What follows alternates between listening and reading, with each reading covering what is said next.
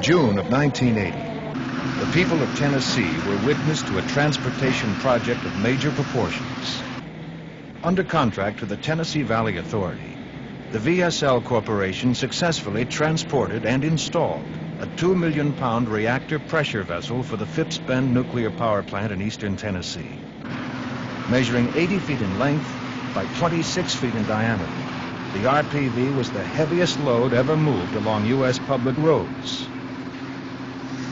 The transport and installation of the heavy components took only a few weeks.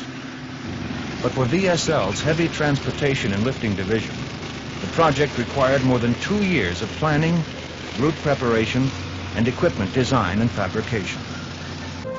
The requirements were tough. There were 47 miles of public roads to travel, with grades of 8% uphill, 10% downhill, and cross slopes of 10%. The physical preparation of the route began 8 months prior to the move.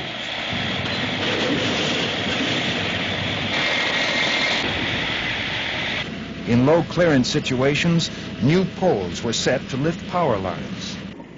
11 bridges along the route were reinforced by steel shores placed on concrete bearing pads beneath the bridge decks. For the 3 land and water exchanges, special leveling docks were constructed during the winter low water period. New roads for detours and access to the docks were also constructed.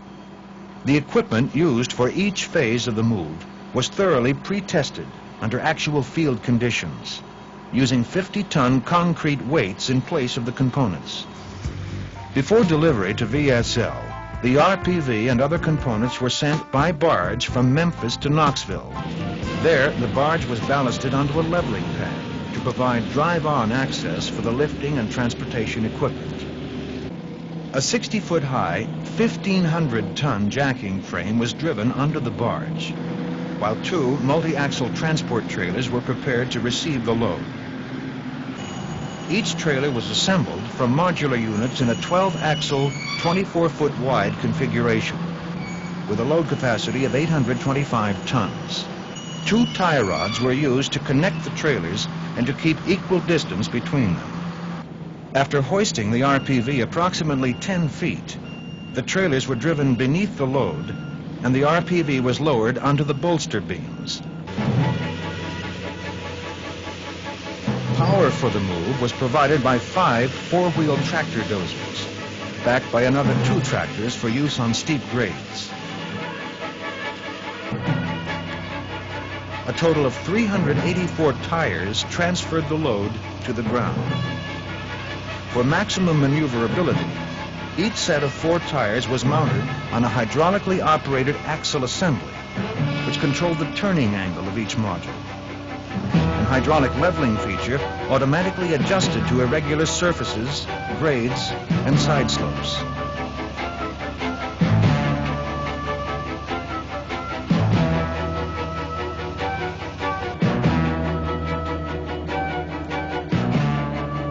The total equipment convoy for the overland move consisted of 30 transport and support vehicles operated by a crew of over 90 people.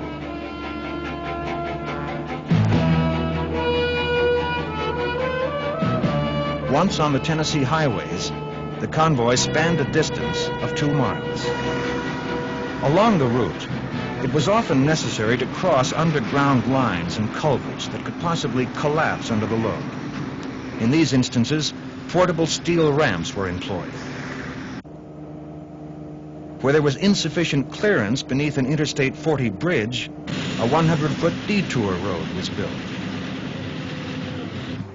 The first leg of the overland journey ended at Cherokee Lake, where the trailers were rolled onto a special sectionalized barge.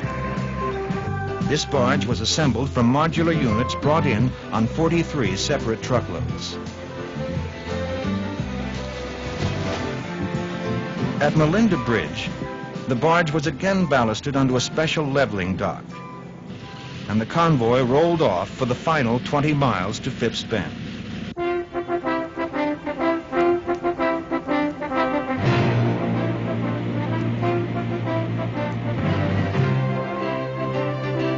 Several grades of up to 10% were negotiated on this leg of the journey.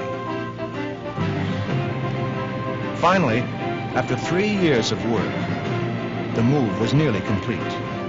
The arrival at Phipps Bend was followed by the lifting and installation of the RPV. The 220-foot gantry utilized 4 hydraulic cylinder lifting units. The lifting jacks were mounted on a turntable so that the entire vessel could be rotated 80 degrees. The Phipps Bend journey is a prime example of how detailed planning and well-managed execution can pay off in a successful project.